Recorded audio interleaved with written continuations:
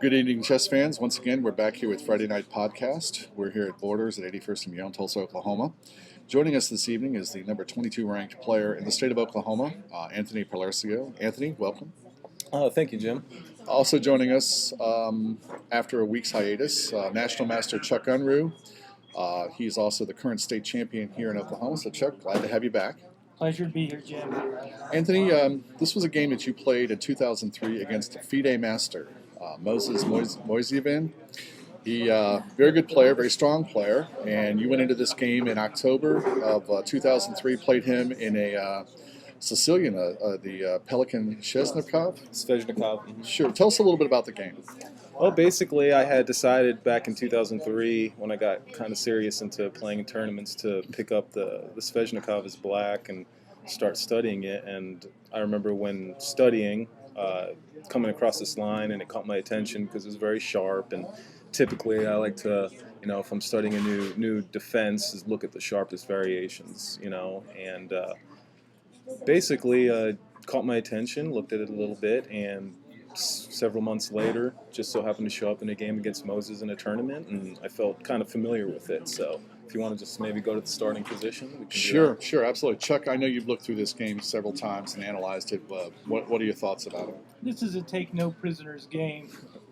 Anthony always comes through with very, very, very sharp play in all variations from the Perk to the Sicilian. It's obvious he's not playing for the draw, he's playing to win. I was amazed as I went through this with a computer analysis on this game at just how sharp and precise the moves were. The computer analysis in this, most of the moves that were played were almost all first moves until we get to later in the game, and we'll stop there and talk about that. But Anthony, I think we can go through a lot of this. It's just straight theory, correct? Mm-hmm, basically. Where do you want to stop at? Let's go a few more moves into here. This is all main line. And basically here, when White takes on F5, this is one of about three main lines, probably the third most popular line here. Right. And Black recaptures. And typically, this is where White has deviated the most. Typically, White will play C3 and develop his knight to C2, then to E3, and a lot of times in this E takes F5 line, will fianchetto his kingside bishop. But Moses played a very sharp and tricky line, which, if Black doesn't know the theory, is pretty much going to be toast. Okay, so you play this move right here. Now, this is a real interesting set of moves here, Chuck. What do you think about this? Black is taking the center. He's got the development. He's saying, take my rook, please. I'll be the exchange down. Yeah. Allow me to attack. Absolutely, and so we have the check here. Queen has to take, and as you can see, we've got all these attacks on that C2 pawn, and of course, he does take the rook after all, with check. With check, and you move out of it. At this point, he then attacks here. Talk to us about this position with this queen, and the next move that comes after this, Anthony. Well, basically, it's at this point where if Black doesn't really know this move, that he's really going to get into trouble.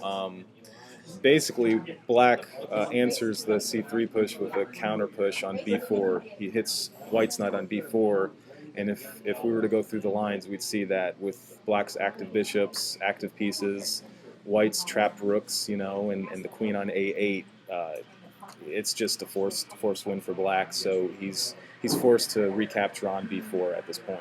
Sure. And this is still theory in this line. Okay. So he goes ahead, and this is the correct capture here at this point then. That's right.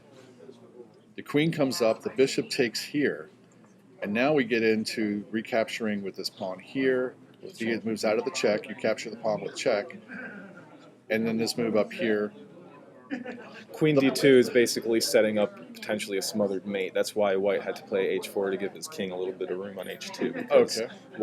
Black was just threatening, Bishop D3 check, and then Okay. So then the bishop comes up here, and this looks pretty good. And then at this point, we get a move here. Chuck, I want to talk about this move. I know Anthony and I have talked about this a little bit. Moses plays this check right here, but what about this move here with the queen takes? If you were playing this position, what do you think you'd do here? Looking at the position, I'd have to take the rook. Would you? Much material as possible.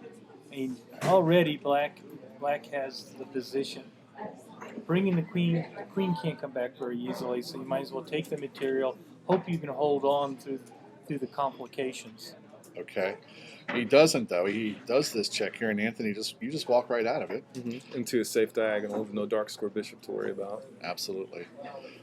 Now the queen. I don't know that. I'm looking at the queen. Is there much for her to do? Any place for her to actually go? For white's queen? White's queen. Not really here. It's just seems like black's got all of the activity. He's threatening to put his rook on g8, sacrifice on the pawns on the king side and open up the white king further, and it just looks like white has a lot of problems to deal with. It doesn't have any development. So now this next move, this was considered, according to at least what I saw, this king to f6 was considered to be the last book move, and the next move that comes up here, Chuck, I want you to talk about this. This next move is a real problem for white. G3 doesn't work. And the reason G3 is not working for white is once black trades off the white squared black bishop, it leaves holes. He'll trade for the white squared bishop. Of course, that's on a6, and after that trade, there are all kinds of holes in the position for white, and they're all invasion points. The pieces are just too active, and the rook defenders are not adequate. The actual computer analysis here says that you're up almost 2 whole pawns at this point in the analysis. Very strong position for you, Anthony. Okay. So this is a good move here. You move this rook over. He begins to threaten the pawn on f7 with right. checkmate. Right. So now you exchange off, which absolutely the right thing to do. He has to take, you take back with the check. Now let's talk about these next couple of moves here. You play this move here. Tell us about that, what your thoughts were. Basically, I was just sitting at the board, and at this point, it's just calculating and trying to look through the lines, and I felt like I needed to cut the queen off from the king, and now f3 is a sweet spot, for the queen or the knight, and I can plan sacrifices on g3, and then my queen and hopefully my queen and knight will work together to create mating threats. But let's take a look at another move here, Chuck. You think this is better? You like that better? I was a real fan of e4. When I first looked at this position, I thought e4 helped the queen get into those white squares we were talking about. But bishop to f4, it's no limit. It's a tough move. I think ganging up on the g3 is probably more precise. Okay. Well, you guys are a lot better player than I am, so I'll take your word for it.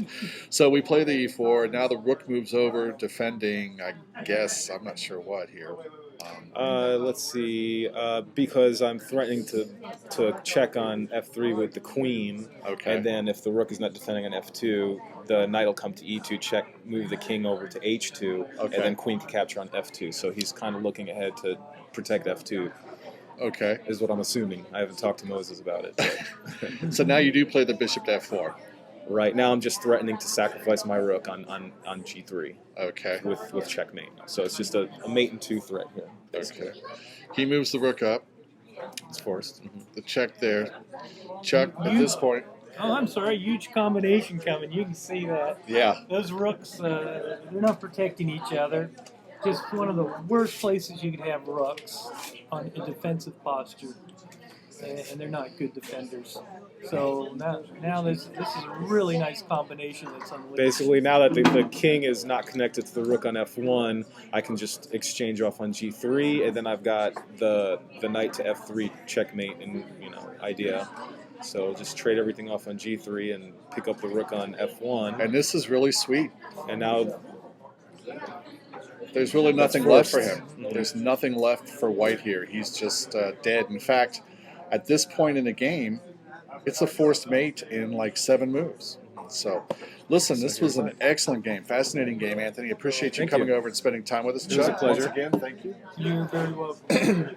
If you're interested in coming over and doing a podcast, come on over to Borders at 81st and Yale in Tulsa, Oklahoma. We're here every Friday night. Bring your games, and if it's interesting, we'll be glad to take a look at it. And so, thanks, good evening, and happy chess to everyone.